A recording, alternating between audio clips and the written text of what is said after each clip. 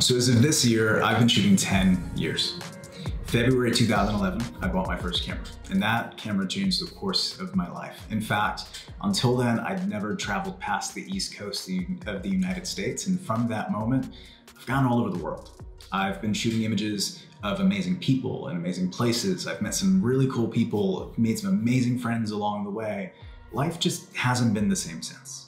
And I'm infinitely grateful for that, because a kid from Brooklyn that just had never gone past that, creating work like this to creating images like this, was unheard of for me, especially being a person that grew up in a family where they were artists for sure, but they had full-time jobs. And the reality is I had to learn how to make it successful.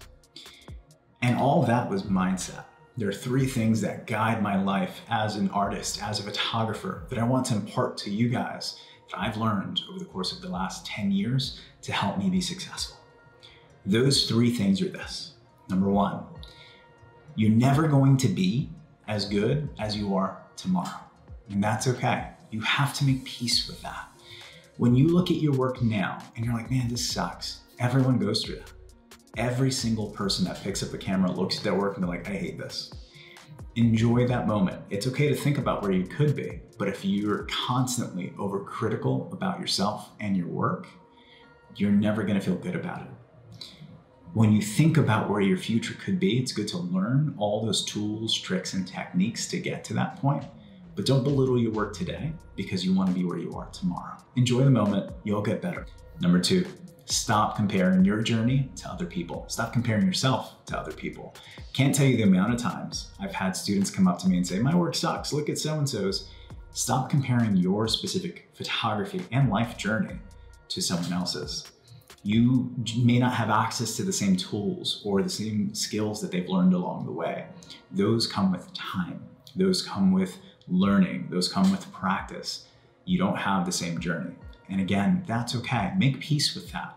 It's okay to compare yourself to other people and say, man, I wish I could do that, and kind of learn how to do those things. But if you're constantly being negative about yourself and your work, comparing yourself to other people, you're never going to be happy. So it's about focusing on your own work and your own journey and finding your own peace. Number three, this is something I get emailed about a lot. And so frankly, this is my personal perspective because it's been my own journey. Do you need a formal education to be successful as a photographer?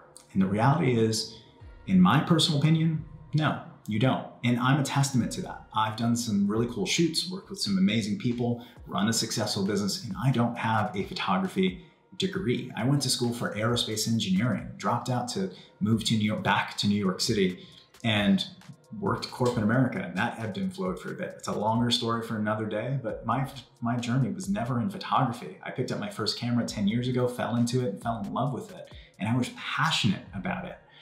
I think that if you have a passion for photography, you should go to school for business, because you're gonna learn the business, the marketing, the accounting, the sales, all of it, the market, all the marketing stuff as well. Like, those are all things that matter and are transferable skills to other things outside of photography if your passion ever wanes or you need to do something else.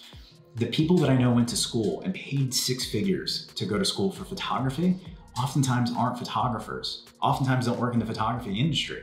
They do other things.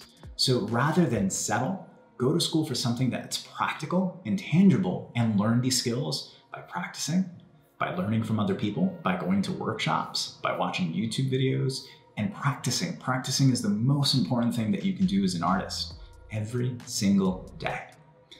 With that, 3 things. Number 1, again, be easy on yourself. You're never going to be as good as you are tomorrow. Number 2, stop comparing yourself to other people, because you're not going to feel good about yourself. Number 3, again, you don't need a formal education to be successful.